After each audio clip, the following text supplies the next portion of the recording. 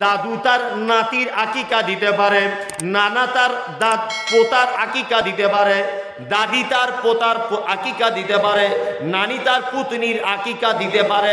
আল্লাহ নবী তিনি দিয়েছেন, বিশ্ব নবী বলেছেন, বাপ হিসাবে তোমার প্রথমের দায়িত্ব হলো তুমি কি করবে। তোমার বেটা ছেলে জন্ম হোক আর বেটি ছেলে জন্ম হোক, তোমার প্রথম দায়িত্ব তুমি তার আকিকা দিবে, সুন্দর একটা নাম রাখবে।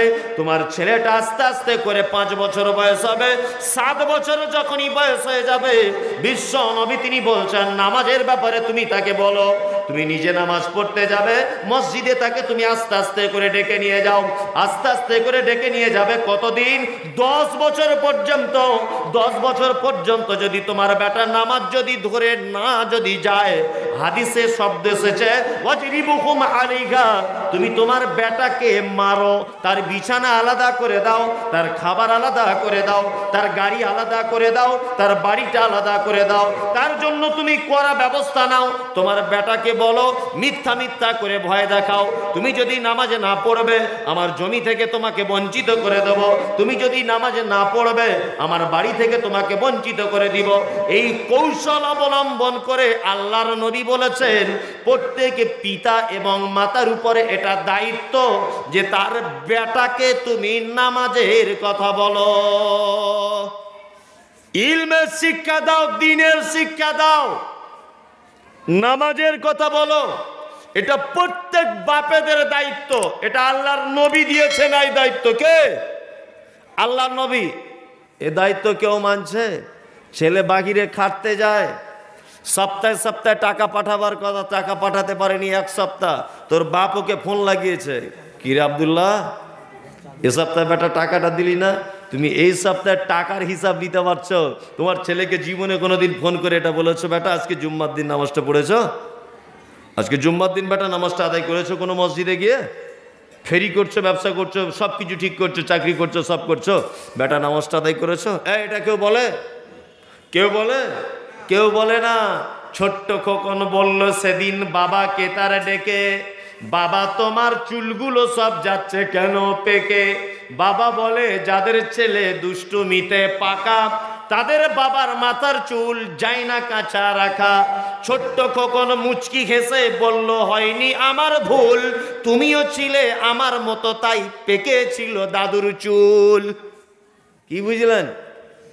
একটা ছেলে তার বাপকে, তার বাপ ছেলেকে বলছে বেটা তোর জ্বালাতে মাথার চুল পেকে গেল, দেখ তোর জ্বালা সহ্য করতে করতে। ছেলে তখন বলছে তাহলে দাদুর চুলগুলো পেকেছিল কি কারণে? তুমি নিশ্চয় মাল্টিভিটামিন ছিলে আমার মতো। এই অনেক লোক আছে বলছে মৌলভী সাহেব বেটাদেরকে বলে বলে হয় না, নামাজ আর পড়াতে পারছি না। আপনি কত বছর বয়সে নামাজ পড়া ধরেছেন? এই কত বছর? 40 বছরে। আপনি নিজে তো সাবালক হয়েছেন 40 বছরে। তা আপনার বেটার এখন বয়স 18 বছর, ও নামাজ পড়বে? ওর বেটা যদি এখন ঘুরিয়ে বলে যে আমার মতো বয়সে তোমার তো সব লাল কালির দাগ, বলবে কি বলবে না? তা আপনার আমার বলারও মুখ আছে? বলারও মুখ আছে? নাই, বলারও মুখ নাই। বলবেন কি করে?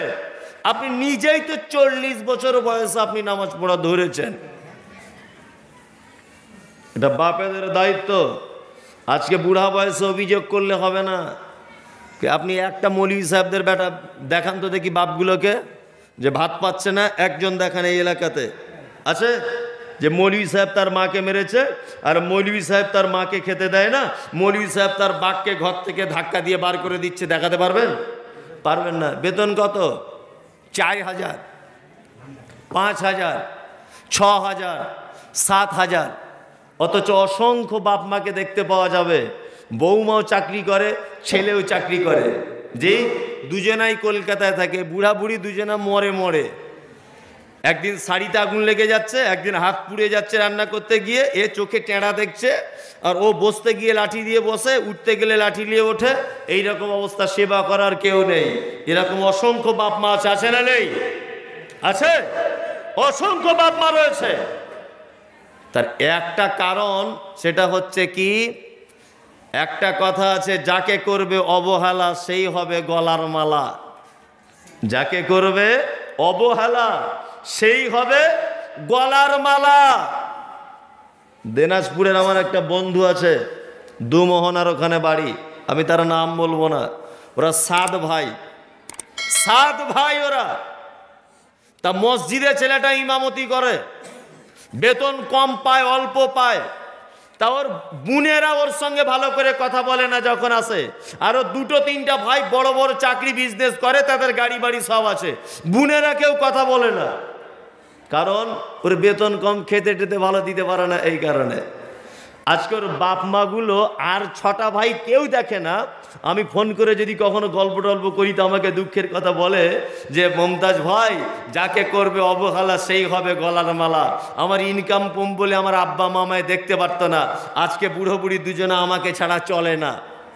আমি যে তাদেরকে ঠেলে দিতে পারছি না। কি বলছি বুঝতে পারছেন না? তাহলে আপনার দায়িত্ব হলো প্রথমে আপনার ছেলেকে সালাতের জন্য বলা, সাথে সাথে দ্বীনের জ্ঞান দেওয়া। ওই জন্য আমি সব জায়গাতেই বলি, আপনার ছেলেকে ইংলিশ মিডিয়ামে পড়ান, আমাদের কোনো আপত্তি নেই, কোনো আপত্তি নেই। তবে আপনার ছেলের চরিত্র যেন ইংরেজদের মতো না হয়ে যায়। সাথে সাথে একটু মাদ্রাসায় দেবেন, মক্তবে দেবেন মাঝে সাঝে, বাপ মায়ের সেবার ব্যাপারে কিছু শিখতে পারবে। কি বলছি বুঝতে পারছেন না? কি কিছু অন্তত জানতে পারবে। অবশ্যই মাদ্রাসায় পাঠাবেন। মাদ্রাসায় যদি পড়াতে নাও পারেন, তাহলে 2-4টে বাংলা বই কিনে আপনার বৌমাকে দেবেন যে মা তুমি এটা পড়ো। অনেকটাও তবু আপনি সেফ সাইড হতে পারবেন। তার আগে বাঁচার কোনো রাস্তা নেই। তাহলে বাপেদের দায়িত্ব কি হলো? আজকে থেকে কালকে সকালবেলা এই পাপ কাজ থেকে আটকাতে হবে বলে দিয়ে গেলাম। 2, কাল সকালবেলা থেকে আপনার ছেলেকে মসজিদে নিয়ে যাওয়া লাগবে। কি বলছি বুঝতে পারছেন না? 6 বছর 7 বছর বয়স নিয়ে যাবেন। আবার অনেক মসজিদে কিছু বদমায়েশ মুসল্লি আছে, মসজিদে বাচ্চা কাচ্চা নিয়ে গেলে বিরক্ত হয়। ওরা ডিস্টার্ব করে, ওদেরকে কেন আনো বাড়ি থেকে? তোমাদের কি কাজে নেই? বলে না? অনেক বলে, অনেকজনা বলে। এই প্রত্যেক গাছের ফলের একটা সিস্টেম আছে, দেখেছেন? একটা কাঁঠাল পাকে, তার পাশের মুঠাতে আর একটা কাঁঠাল ধরে। কি বলছি বুঝতে পারছেন না? গাছে একটা কুল ধরে যায় আর একটা ফুল ফোটে। বেগুন গাছে একটা বেগুন হয়ে যায় তো পাশে আর একটা ফুল ফোটে। এখন আপনি যদি ওই ফুলটাকে ভেঙে দেন, তাহলে পরবর্তীতে আর বেগুনের আশা করতে পারবেন? পারবেন? পারবেন না। তা আপনি আপনার বেটাকে মসজিদে এই কারণে নিয়ে যাবেন, আপনার তো বেগুন ছেঁড়ার মতো টাইম হয়ে গেছে, সব তো মাল পেকে গেছে, যাবার টাইম হয়ে গেছে। অন্তত পক্ষে আপনি কলা গাছের মতো চরিত্রটা করুন, যে কলা হয়ে যাবার পরে ও নিজে ভাবে আমাকে তো কেটে দিবে, পাশে আর একটা গাছ তুলে দিয়ে যায়। কি বলছে বুঝতে পারছেন না? তা আপনি তো নামাজ পড়বেন, বেটাটাকে অন্তত পক্ষে অভ্যাসটা করান, মসজিদে নিয়ে যান। ইনশাল্লাহ এই দায়িত্ব পালন করব। বলুন ইনশাল্লাহ। বেটার শুধু কামাই খাওয়া,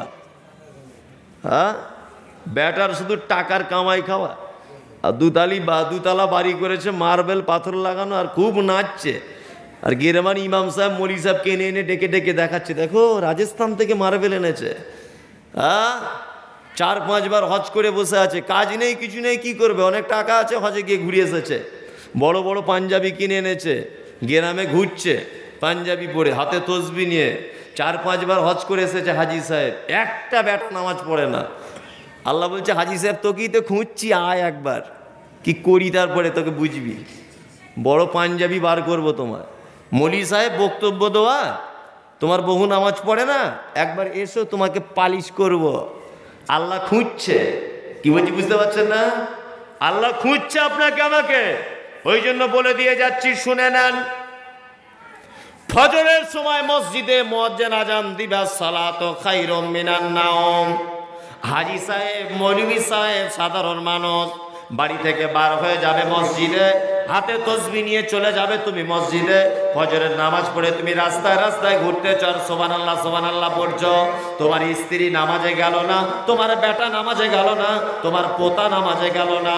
আপনার মুমিন হিসাবে, আপনি মুসলিম হিসাবে আপনার দায়িত্ব হলো, আপনি যখন মসজিদের আজান শুনবেন, আপনি ঘর থেকে বার হবেন, আপনার বাড়িওয়ালিকে মাথার ঘোমটাটা টেনে দিয়ে আর মুখ থেকে চাদরটা লেপটা হটিয়ে দিয়ে বলবে, ওগো রামিসার মা, আমি মুয়াজ্জিনের ডাকে মসজিদে যাচ্ছি জান্নাতে যাওয়ার জন্য। আমাকে তুমি এত ভালোবাসো, তুমি আমার সঙ্গে জান্নাতে যাবে, চলো তুমিও বাড়িতে 2 রাকাত নামাজ পড়ে নাও। বেটাকে তুলে দিয়ে বলবে, বেটা, আল্লাহর নবী বলেছেন কুল্লুকুম রাইন ওয়া কুল্লুকুম মাসউলুন আন রায়াতিহি। প্রত্যেক বাড়ির গার্জিয়ানকে তার বেটা সম্পর্কে জবাবদিহি করা লাগবে, তার বেটি সম্পর্কে জবাবদিহি করা লাগবে, তার স্ত্রী সম্পর্কে জবাবদিহি করা লাগবে। বেটারে,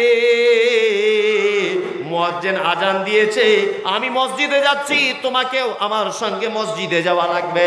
এটা যদি আপনি বলে যেতে যদি না পারেন, আপনি নামাজ পড়ে যদি বাড়িতে আসেন, আপনার ওই নামাজের 10 পয়সা দাম নাই, 10 পয়সাও দাম নাই আল্লাহর কাছে। জি, এটা বলছিলাম এতক্ষণ বাপ হিসাবে আপনার দায়িত্ব, তাই তো? এই যারা বেটা আছো, এবার তোমাদেরকে বলছি, সংসারে শান্তি যদি ফেরাতে চাও আর জান্নাত যদি পেতে যদি চাও, বেটারা, বৌমারা যারা আছো, বেটি যারা আছো, শুনে রেখে দাও, জান্নাতে যদি তোমরা যেতে চাও, একটা মাত্র রাস্তা। কি রাস্তা? বাপ মাকে সেবা করো, জান্নাত চলে যাবে। কি বলছি বুঝতে পারছেন না? আসলে আমরা দুজনকে বোঝাতে পারিনি। হাদিস কোরআন দিয়ে বেটাকেও বোঝাতে পারছি না, বাপকেও বোঝাতে পারছি না। আমাদের সাংসারিক জীবনযাপনটা হাদিস কোরআনের বাইরে চলে গেছে। কি বলছি বুঝতে পারছেন না? এই কারণে সংসারে আজ অ্যাডজাস্টমেন্ট নেই। আল্লাহ তাআলা পবিত্র কোরআনের মধ্যে বলছেন, ওয়াবুদুল্লাহ ওয়ালা তুশরিক বিহি শাইয়া ওয়া বিল ওয়ালিদাইনি ইহসানা। আল্লাহ তাআলা বলছেন, আমার ইবাদত করো, আমার সঙ্গে কাউকে শরীক করে দিও না, আর তোমার পিতা মাতার সঙ্গে সৎ ব্যবহার করো। কি বলছি বুঝতে পারছেন? পিতা মাতার সঙ্গে কি করা লাগবে? সৎ ব্যবহার করা লাগবে। আল্লাহ তাআলা পবিত্র কোরআনের ভিতরে যত জায়গায় পিতা মাতার কথা বলছেন, সমস্ত জায়গায় পিতা মাতার ব্যাপারে ব্যাখ্যা করে দিয়েছেন। একেবারে ব্যাখ্যা, যা তা শব্দ ব্যবহার করেনি। আল্লাহ তাআলা বলছেন, ওয়া কাযা রাব্বুকা আল্লা তা'বুদু ইল্লা ইয়্যাহু ওয়া বিল ওয়ালিদাইনি ইহসানা। আল্লাহ তাআলা এতক্ষণ পরে ছেলেদের উপরে, বেটাদের উপরে একটা দায়িত্ব দিচ্ছেন। কি দায়িত্ব? তোমরা আমার ইবাদত করবে, আমার উপাসনা করবে, আমাকে ভালোবাসবে, আমার ইবাদত করবে। আমার ইবাদতের পরে পরেই তোমার পিতা মাতার প্রতি তুমি দয়া করবে, পিতা মাতার প্রতি তুমি ইহসান করবে। কেন তুমি করবে? যে তোমার পিতা মাতা তোমাকে শিশুকালে যেমন করে লালন পালন করেছে, তোমাকে শিশুকালে যেমন করে সেবা যত্ন করেছে, তুমি দোয়া করবে আল্লাহর কাছে যে আল্লাহ, তুমি আমার পিতা মাতাকে তেমন করে রাখো। আল্লাহ তাআলা নিজে শিক্ষা দিয়েছেন, ওয়াকুর রব্বির হামহুমা কামা রাব্বায়ানি সাগীরা। পৃথিবীর যত পুরুষ মানুষেরা আছো, নারীরা আছো, যারা সন্তান, শুনে নাও, তুমি তোমার আব্বার জন্য দোয়া করবে। রব্বুল আলামিন, ওগো মাবুদ, আমার আব্বা আমার মাকে তুমি ভালো রাখো, ততটাই হেফাজত করো যতটা হেফাজত আমার মা এবং আমার আব্বা শিশুকালে আমাকে রেখেছে। পৃথিবীতে আমরা অনেক সম্পর্ক দিয়ে চলি, নারীরা বিশেষ করে আমাদের কয়েকটা বিশেষ সম্পর্কের ভিতরে আছে। যেমন মা, নারী মানে কি? মা, মা বা মায়ের ক্যাটাগরি। বোন, কিছু নারী আছে বোন বা বোনের ক্যাটাগরি। বেটি, বেটি বা বেটির ক্যাটাগরি। ফুপু, ফুপু বা ফুপুর ক্যাটাগরি। নানি দাদি, এই ক্যাটাগরি। এই কয়েকটা সম্পর্ক নিয়ে আমরা পৃথিবীতে চলাফেরা করি, করি কি করি না? আল্লাহ তাআলা পবিত্র কোরআনের ভিতরে বলছেন, হাল আতা আলাল ইনসান হিনুম মিনাদ দাহর লাম ইয়াকুন শাইয়্যাম মাযকুরা। আল্লাহু আকবার। পিতামাতার কেন সেবা করবে না মানুষ? যুবক কেন করবে না? যুবতী কেন করবে না? আল্লাহ তাআলা বলছেন, মানুষের জীবনে কি এমন একটা সময় এসেছিল না যখন সে উল্লেখযোগ্য বিষয়বস্তু হিসাবে পরিগণিত ছিল না? আপনার নামের পাশে আজকে লেখা হয় মাওলানা, আপনার নামের আগে লেখা হয় মাস্টার, আপনার নামের পরে লেখা হয় অমুক দানি, আপনার নামের পরে লেখা হয় দানবী, আপনি প্রফেসর, আপনি মাস্টার, আপনি বড় লেখক, আপনি কোটি কোটি কোটি কোটি টাকার মালিক। আচ্ছা বলুন তো, পৃথিবীতে এই যত নামগুলো আপনি পেলেন, যত উপাধি, যত খ্যাতি, যত যশ আপনি পেলেন এই পৃথিবীতে, আচ্ছা বলুন তো এর পিছনে বড় অবদান কার আছে? কার? আল্লাহ মানুষকে বানিয়েছে, এটা তো ঠিক কথা। পৃথিবীতে আপনার মাস্টার, প্রফেসর, ইঞ্জিনিয়ার, আপনি অ্যাডভোকেট, আপনি বিচারপতি, আপনি কারি, আপনি হাফেজ, বলুন তো এর পিছনে সব থেকে বড় অবদান কার আছে? কার? আপনার আব্বা মায়ের। আপনার আব্বা মায়ের সব থেকে বড় অবদান রয়েছে। কত বড় অবদান! আল্লাহু আকবার। আল্লাহ তাআলা পবিত্র কোরআনে বলছেন, ফাইন্না খালাকনাকুম মিন তুরাবিন সুম্মা মিন নুতফাতিন সুম্মা মিন আলাকাতিন সুম্মা মিন মুদগা। কোরআনে শব্দ এসেছে, আল্লাহ বলছে আমি মানুষকে মাটির উপাদান দিয়ে সৃষ্টি করেছি।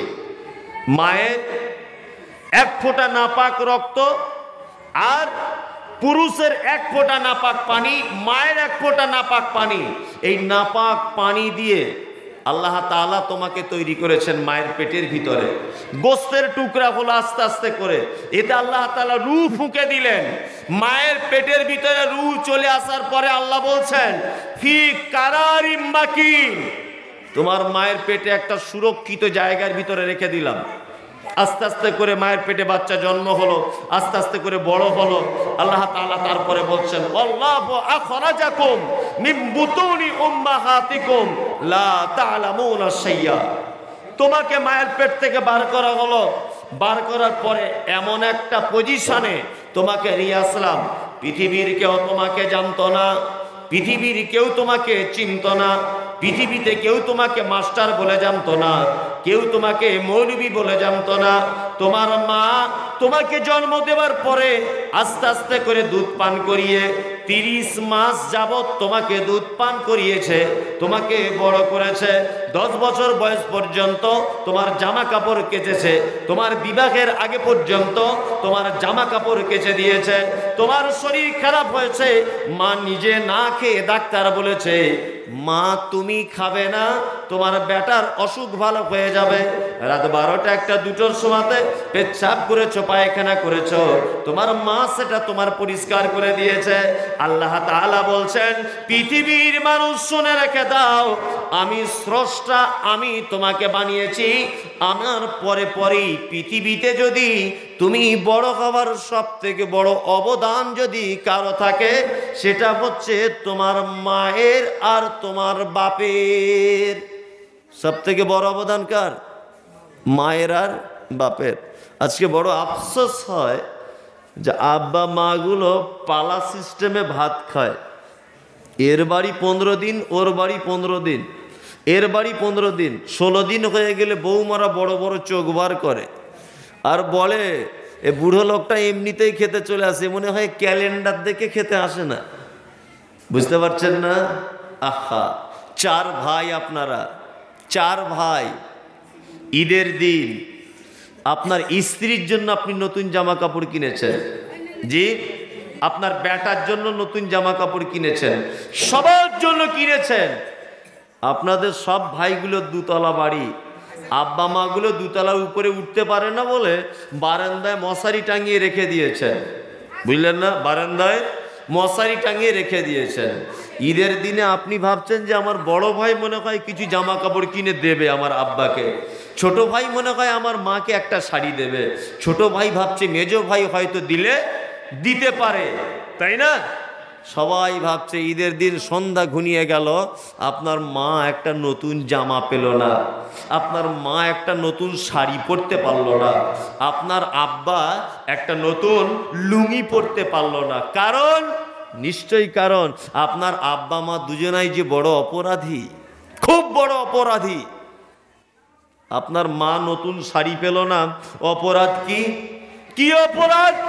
আপনার মায়ের সব থেকে বড় যে অপরাধ সেটা হচ্ছে আপনাকে পৃথিবীর আলো দেখাতে গিয়ে পরপুরুষের সামনে আপনার মাকে উলঙ্গ হতে হয়েছিল।